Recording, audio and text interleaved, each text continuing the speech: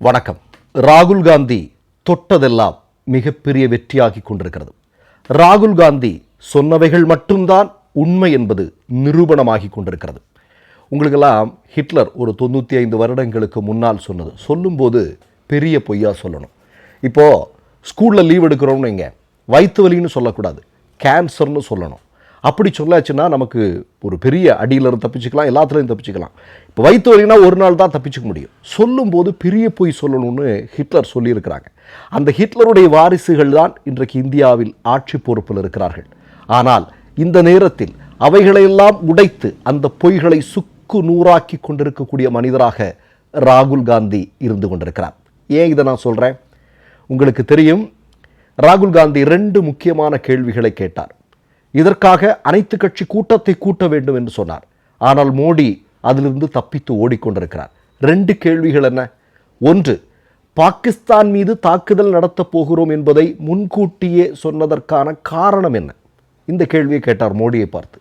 2வதாக, இந்த தாக்குதலில் நம்முடைய இந்தியாவினுடைய விமானங்கள் எத்தனையை நாம் இழந்திருக்கிறோம் என்று. ஆனால் என்ன சொன்னார்கள் இவர்கள்? பப்பு என்ன பேசிக் கொண்டிருக்கிறார் என்று கிண்டல் அடித்துக் கொண்டிருக்கிறார்கள் சங்க பரிவாரங்கள். பப்பு சொன்னதுதான் உண்மை என்று இந்திய இராணுவத்தினுடைய உயர் தளபதியாக இருக்கக்கூடிய அனில் சௌகான் இன்றைக்கு வெளிப்படுத்தி இருக்கிறார். இதற்கு மோடி என்ன பதில் சொல்லவிருக்கிறார்? அனில் சௌகான் சிங்கப்பூரில் உலகின் மிக முக்கியமான சர்வதேச ஊடகங்களில் ஒன்றாக இருக்கக்கூடிய பிளிம்பர்க்கு ஒரு இன்டர்வியூ கொடுத்திருக்கிறார். அந்த இன்டர்வியூவில் தான் அவர் சொல்லியிருக்கிறாரு, ஆம், நாம் இழந்திருக்கிறோம், நாம் விமானங்களை இழந்திருக்கிறோம். ஆனால் ஒன்று, பாகிஸ்தான் 5 விமானங்களை இல்லாமல் ஆக்கியதாக சொல்லியிருப்பார்கள், அது கிடையாது. ஆனால் நாம் விமானங்களை இழந்திருக்கிறோம் என்று அவர் ஒப்புக்கொண்டிருக்கிறார். ராகுல் காந்தி சொன்னார், ஆமாம். கேள்வி கேட்டார், எத்தனை விமானங்களை இழந்தோம் என்று தயவுசெய்து சொல்லுங்கள் அப்படின்னு அவர் கேட்கிறார். எதிர்க்கட்சி தலைவராக கேட்கிறார். இன்று வரையிலும் மோடி பதில் சொல்லவில்லை. மாறாக என்ன சொல்லிக் கொண்டிருக்கிறார்? ராகுல் காந்தி பாகிஸ்தானுடைய பிரதமராகலாம், பாகிஸ்தானின் இந்தியாவில் பாரத ரத்னா மாதிரி பாகிஸ்தானுடைய உயர்ந்த விருது ராகுல் காந்திக்கு கிடைக்கலாம் இல்லையா? அதே மாதிரி பாகிஸ்தானுடைய இராணுவ தளபதியோடு பாதி புகைப்படத்தை வெட்டி பாதியில் ராகுல் காந்தியுடைய புகைப்படத்தை வைத்து வெளியிடுகிறார் இல்லையா? ஆர்எஸ்எஸ் பாஜகவினுடைய ஐடி செல் தலைவராக இருக்கக்கூடியவர் இதெல்லாம் பண்ணிட்டு இருக்கிறாங்க. ஆனால் இன்றைக்கு இந்தியாவுடைய இராணுவ தளபதி சொல்லியிருக்கார், ஆமாங்க நடந்திருக்கிறது அப்படின்னு. இழந்தோம் என்பது அல்ல, எதனால் இழந்தோம் என்பது அப்படிங்கிற மாதிரியான விஷயங்கள் அவர் பேசியிருக்கிறார். அப்போ இதற்கெல்லாம் மோடி பதில் சொல்லி ஆக வேண்டும். சரி, இந்த இடத்துல நாம் ஒரு முக்கியமான மற்றொரு விஷயத்தை பார்க்க வேண்டியிருக்கிறது. இப்போ பொறுப்பாக மோடி பதில் சொல்லணும், அனைத்து கட்சி கூட்டத்தை கூட்டணும், எங்களுக்கு ஏராளமான கேள்விகள் இருக்குது, நாங்கள் மக்களுடைய பிரதிநிதிகள் அப்படிங்கிறது ஒரு கோரிக்கையாக முன்வைக்கப்பட்டிருக்கிறது. ஆனால் அதுக்கு இன்று வரையில் இந்த நொடி வரையிலும் அவர் செவி சாய்க்கலை. இப்போ இந்தியாவினுடைய பெஹல்காம் பயங்கரவாதிகள் தாக்குதலை எடுத்துக்கலாம். உளவுத்துறை ஒரு மிகப்பெரிய தோல்வி. அது யாருடைய கட்டுப்பாட்டில் இருக்குது அப்படிங்கிறது நமக்கு தெரியும் இல்லையா? அதே மாதிரி இன்று வரையிலும் அந்த பெஹல்காம் பயங்கரவாத தாக்குதலுக்கு காரணமான நபர்கள் பிடிக்கப்படவில்லை இல்லையா? இதெல்லாம் கேள்விகளாக இன்று வரையிலும் மோடியை பார்த்து முன்வைக்கப்பட்டிருக்கக்கூடிய விஷயங்கள். இதில் இப்போது கூடுதலாக இந்தியாவில் நடுநிலைமையான ஊடகங்கள் விவாதத்திற்குட்படுத்தி இருக்கக்கூடிய மற்றொரு விஷயம் இருக்கிறது. ராஃபேல் விமானங்கள் உங்களுக்கெல்லாம் நல்ல ஞாபகம் இருக்கும். 2016 நவம்பர் 18 ஒரு ஒப்பந்தம் போடப்படுகிறது இல்லையா? பிரான்சில் இருக்கக்கூடிய ராஃபேல் விமானங்களை நாம் இந்தியா வாங்குவது என்பது, ஒரு விமானத்தினுடைய விலை என்பது 670 கோடி ரூபாய் என்று நிர்ணயம் செய்யப்படுகிறது. ஆனால் டிசம்பர் 31 ஆகும்போது, அது 2016 டிசம்பர் 31 ஆகும்போது ஒரு விமானத்தினுடைய தொகை 670 கோடி என்பதிலிருந்து 1600 கோடி ரூபாயாக உயர்த்தப்படுகிறது. ஏறத்தாழ 3 மடங்கு அதிகரிக்கப்படுகிறது.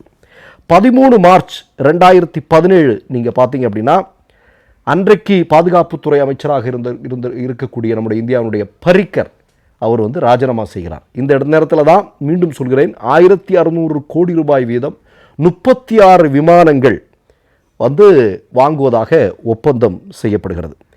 14 மே 2017 பிரான்ஸில் ஒரு மிகப்பெரிய மாற்றம் நடக்கிறது. அதைத் தொடர்ந்து சுப்ரீம் கோர்ட்டில் இதில் இந்த ராஃபேல் விமான விஷயத்தில் ஒரு மிகப்பெரிய ஊழல் நடந்திருக்கு அப்படிங்கிற ஒரு மிக முக்கியமான செய்தி இந்தியாவில் இருக்கக்கூடிய ஹிந்து மாதிரியான ஊடகங்கள் ஆதாரத்தோடு அம்பலப்படுத்துகிறார்கள். சுப்ரீம் கோர்ட்டில் வழக்கு போகுது. சீலிடப்பட்ட கவரில் மோடி சில விஷயங்களை சொல்கிறார். அவர் வெளியே என்ன சொல்கிறார்? எப்போவுமே இந்த மாதிரியான விஷயங்கள் வரும்போது மோடியும் பாஜகவும் சொல்வது, இந்தியாவினுடைய பாதுகாப்பிற்கு பிரச்சனை இருக்கக்கூடிய விஷயங்களை நாங்கள் வெளிப்படையாக சொல்கிறதுக்கு விரும்பலை அப்படின்னு சொல்லுவாங்க. அதை சுப்ரீம் கோர்ட் ஏற்றுக்கொண்டது. சீலிடப்பட்ட கவரில் சில விஷயங்கள் சொல்லப்பட்டது. இதில் உள்ள இந்தியாவினுடைய பெரும் முதலாளிகள் இந்த டீலிங்கில் உள்ள வர்றதாக செய்திகள் வருகிறது.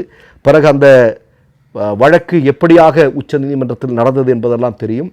அன்றைக்கு அந்த வழக்கை விசாரித்து கொண்டிருந்த உச்சநீதிமன்றத்தினுடைய தலைமை நீதிபதியாக இருந்த ரஞ்சன் கோகாய் அவருடைய பதவிக்காலம் முடியும் போது, ராஃபேல் வழக்கை ஒரு விதமாக முடித்து வைக்கக்கூடிய நேரத்தில் அவர் வெளியே வர்றாரு. வெளியே வந்ததுக்கப்புறம் அவருக்கு பாஜக ராஜ்யசபா உறுப்பினர் பதவி கொடுத்தது அப்படிங்கிறதெல்லாம் நமக்கு தெரியும்.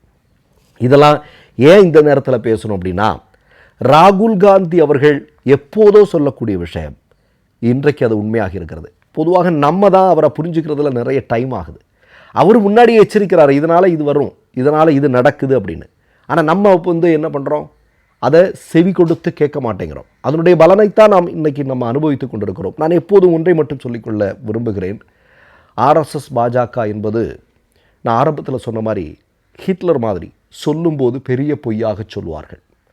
பெரிய பொய்யை சொல்லும்போது நம்ம அதுக்கு பதில் சொல்ல முடியாது. நான் ஆரம்பத்தில் சொன்னேன் இல்லையா, வயிற்று வலின்னா நீங்கள் கேள்வி கேட்கலாம், ஆனால் எனக்கு கேன்சர் அப்படின்னா அங்கே எந்த கேள்வியும் கேட்க முடியாது. என்ன பண்ணுவீங்க நீங்கள்? ஐயோ அவருக்கு கேன்சரப்பா அப்படின்னு சொல்லுவாங்க. இது மாதிரி பெரிய பொய்களை சொல்லியே மக்களை ஏமாற்றி கொண்டிருப்பவர்களாக பாஜக காரர்கள் இருக்கிறார்கள். அவர்களுடைய ஆட்சி இருந்து கொண்டிருக்கிறது என்பது மீண்டும் ஒரு முறை இந்தியாவினுடைய இராணுவ தளபதியாக இருக்கக்கூடியவருடைய வாக்கு மூலம் உறுதி செய்திருக்கிறது. மீண்டும் சொல்கிறேன், ராகுல் சொல்வதுதான் உண்மை. ராகுல் தான் இவர்களுடைய அம்பலப்படுத்தி கொண்டிருக்கிறார். ராகுல் காந்தி தான் வெற்றி பெற்று கொண்டிருக்கிறார். இறுதி வெற்றி என்பது ராகுலுக்குத்தான் என்பதை மீண்டும் ஒரு முறை நிரூபிக்கக்கூடிய விஷயங்கள் வெளிவந்திருக்கிறது. மற்றொரு நிகழ்வில் சந்திப்போம். நன்றி, வணக்கம். மை நேம் இஸ் ரெட் சேனலை சப்ஸ்கிரைப் பண்ணிக்கோங்க. அதுக்கப்புறமா பக்கத்தில் இருக்கிற ஜாயின் பட்டனை கிளிக் பண்ணீங்கன்னா ஒரு நியூ பேஜ் ஒன்று ஓப்பன் ஆகும். அதுலேயும் ஜாயின் பட்டனே கிளிக் பண்ணிக்கோங்க. அதில் பார்த்தீங்கன்னா credit R debit card options இருக்கு. இதில் உங்களுக்கு விசா, மாஸ்டர் கார்டு, ரிப்பே அப்படின்னு 3 ஆப்ஷன்ஸ் கொடுத்துருக்காங்க. அதில் நீங்கள் எந்த கார்டு சூஸ் பண்ணுறீங்களோ அந்த கார்டோட நம்பர் என்டர் பண்ணிக்கோங்க. அப்புறமா கார்டோட வேலிடிட்டி மந்த் அண்ட் இயரை டைப் பண்ணிக்கோங்க. அடுத்தபடியா உங்க கார்டோட பின்னால சிவிசி கோடுன்னு சொல்லிட்டு 3 நம்பர்ஸ் கொடுத்துருப்பாங்க. அந்த நம்பர் இதில் என்டர் பண்ணிக்கோங்க. அப்புறமா அட்ரஸ் அண்ட் இன்ஃபர்மேஷன் என்டர் பண்ணிட்டு பைங்கிற பட்டனை கிளிக் பண்ணிக்கோங்க.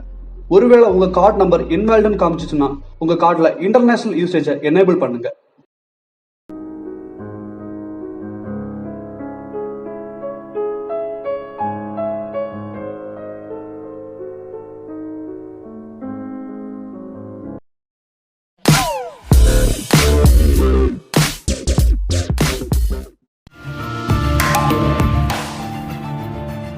கேள்விகளை நீ கேட்கிறாயா அல்லது நான் கேட்கிறேன்? நீ கேட்காத, நானே கேட்கிறேன். எனக்கு கேட்கலாம் தெரியும்.